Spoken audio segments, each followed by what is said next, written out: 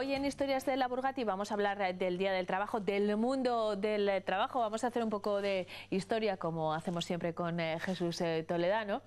Y vamos a empezar hablando de, bueno, el día 1 de mayo es una jornada reivindicativa también de los derechos laborales, pero para que veamos cómo ha evolucionado el trabajo y esperemos que siga haciéndolo, porque todavía hay camino que recorrer, vamos a ir al pasado remoto, nos vamos a ir hasta el medievo para ver cómo eran las cosas en el mundo del trabajo de entonces, que era terrible, ¿eh, Jesús? Ya al final, casi del medievo y entrando en el Renacimiento, lo vamos a hacer a través de una composición maravillosa, digamos, de un trabajo, de una factura, como es el retablo de Santa María la Mayor, patrona de la diócesis, que evidentemente necesitó muchísimas elaboraciones, necesitó muchísimo trabajo para llegar a esa conclusión, a ese, por supuesto, retablo que en Castilla, sobre todo, y en España se ensalzó como disciplina. Y fíjate, en este caso podemos hablar de los gremios medievales de artesanos, hasta la industrialización. Y fíjate, vamos a ver, de hecho, una de las células de la pragmática que se emite en Burgos, que emiten los Reyes Católicos, regulando las horas de trabajo.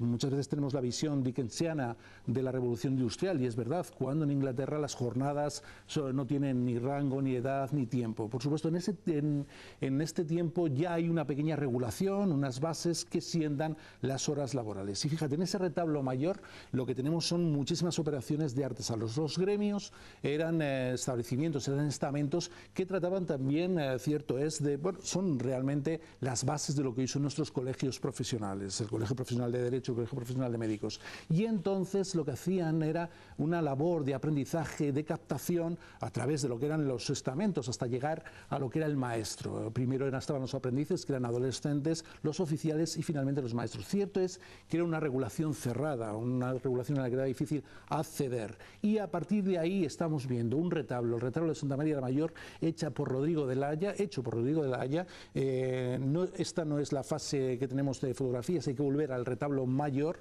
para ver exactamente. La recuperamos. Sí, esto lo vamos a ver dentro de un ratito cuando hablemos de la historia de las organizaciones laborales, ¿verdad?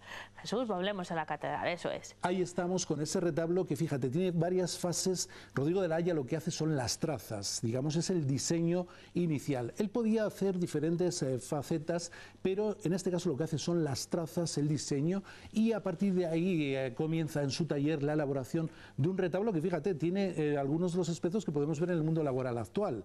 Él elabora lo que son los cuerpos. Los cuerpos, cuando vemos un retablo en cualquier iglesia, en vertical, son las partes en las que se dividen todas las composiciones, y las calles. Ahí estamos viendo las calles, las 5 calles que tiene nuestro retablo mayor. Él elabora en su taller todo el retablo, lo hace con diferentes maderas. La parte baja de los retablos siempre tiene que tener mayores pesos, tiene que soportar más resistencia, y ahí se hace con maderas nobles, maderas de roble, y los andamiajes se van haciendo, los cuerpos se van haciendo con madera de pino. Una vez que está hecho el retablo en el taller, aparece otro oficio, el ensamblador. Fíjate, en otros programas también analizamos los oficios que nos encontramos en Burgos. El ensamblador se lleva todos esos cuerpos creados a la catedral y hace una práctica, hace un primer ensayo en donde se va a ubicar para ver exactamente cómo está quedando. A partir de ahí, el retablo se vuelve al taller y comienzan los imagineros, comienzan a hacer la imaginería. Si lleva pinturas, se harán posteriormente, y las lleva, se hacen posteriormente, pero fíjate, cuando te digo que tiene fases que pueden estar, desde luego, que sometidas a cualquiera de las controversias. Sí, bueno, casi como un proyecto de un arquitecto, un aparejador de la actualidad. En nuestro caso, todos esos oficios se ven interrumpidos. El retablo mayor de la catedral tardó 23 años en terminarse, pero es que en una de las fases, después de que se ensambla, después de que ya los imagineros actúan, hay que policromarlo. El valor de estos retablos del Renacimiento, que sustituye precisamente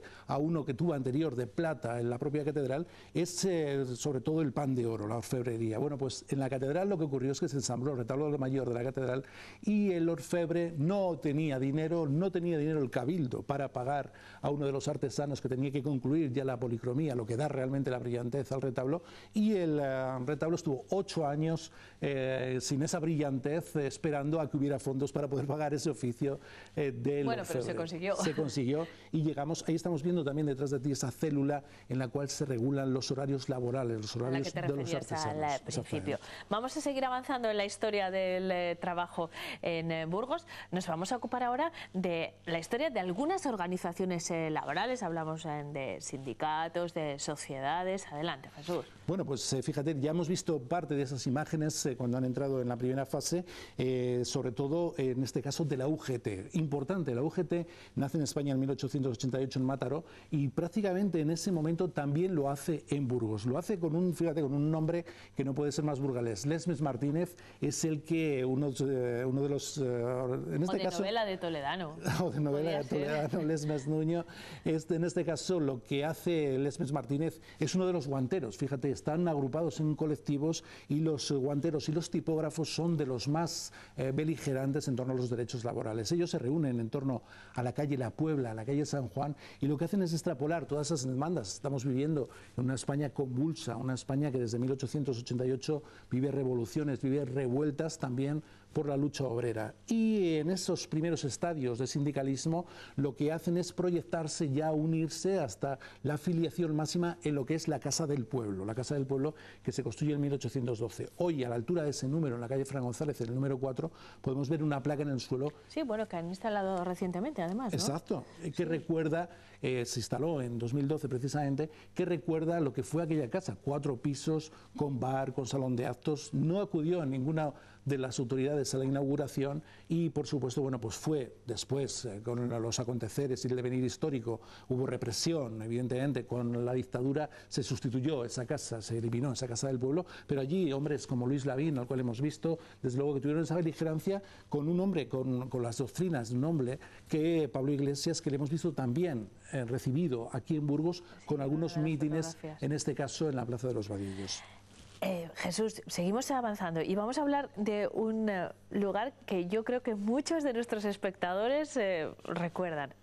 El PPO. Bueno, es que, fíjate, le vemos ahí en la calle Luis García de Quevedo y nos casi. Claro, pero mucha gente no sabíamos que esta denominación anterior. Pero fíjate, ¿no? Yo me acuerdo cuando era niño pasar allí con mi padre y decía, mira, el PPO, ¿no? Era como un edificio revolucionario, un edificio que había cambiado la faz de la ciudad. Y efectivamente, así fue. Estamos hablando de un edificio singular y con una diseño que se ancla, que está en la disciplina arquitectónica que se llama el brutalismo. Ese adjetivo que desde luego nos puede parecer exagerado, pero que es una tendencia arquitectónica. Esa que lleva precisamente, viene del francés, que lleva a que el hormigón, a que la propia estructura sea visible, sea la estética del edificio. En este caso los hormigones ásperos, hechos con una inclinación, con una luminaria, que es precisamente lo que caracteriza al diseño del PPO. Le hemos traído precisamente porque ahí se comenzó, las siglas se corresponden a lo que es la promoción del empleo, la promoción de los oficios. Se comenzaron cursos en aquel desarrollismo industrial en Burgos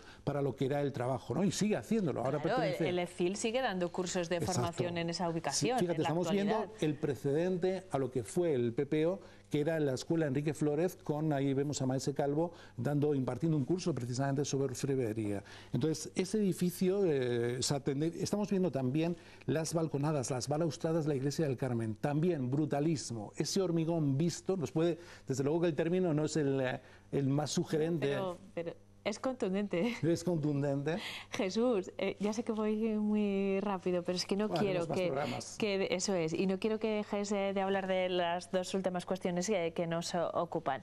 Por un lado, y brevemente, este fin de semana se va a pingar el mayo en un montón de lugares, entre ellos Capiscol. La Capiscol, recordemos, el chantre de la catedral, que llevaba los coros de la catedral, obtiene allí, en esas fincas, en esas tierras, un monasterio para su gestión, para su desde luego dirección, y eso es lo que le da el nombre a un barrio que siempre perteneció a la ciudad, siempre estuvo bajo los auspicios municipales del Ayuntamiento de Burgos, nunca perteneció a Gamonal. Eso algunos todavía lo reivindican como una parte de independencia. Algunos no muchos. Muchos, pero desde luego que, bueno, pues un barrio muy entrañable con esa tradición del mayo que trajo un medinés. El padre Alejandro fue el que comenzó precisamente en 1964 con ella, y que, fíjate, algunas de las imágenes imágenes que nos llevan a esa retrospectiva de aquel Capiscol primigenio con su molino, con su convento, Camino de Santiago, una de las variantes de Camino de Santiago, y por supuesto un barrio maravilloso que va a vivir, como no, sus fiestas.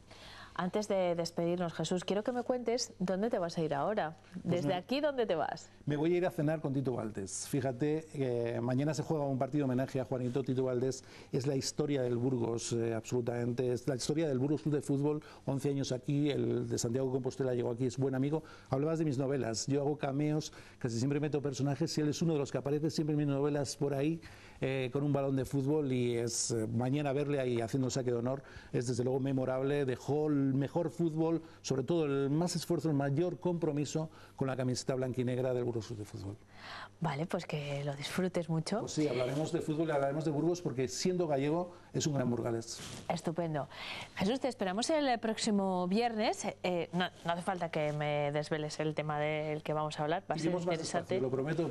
Yo también. Haremos, en lugar de 4 cuerpos muy rápidos como hoy, haremos menos cuerpos y con más detenimiento. Bueno, intentaremos también dedicarle más minutos. Por supuesto. Ese es tu compromiso y el mío, ¿vale? Así es. Bueno, en cualquier caso, me alegro mucho de reencontrarme contigo, de revivir estas cosas y de aprender tanto, porque en esta sección aprendemos un montón de cosas. Hoy me quedo con el brutalismo.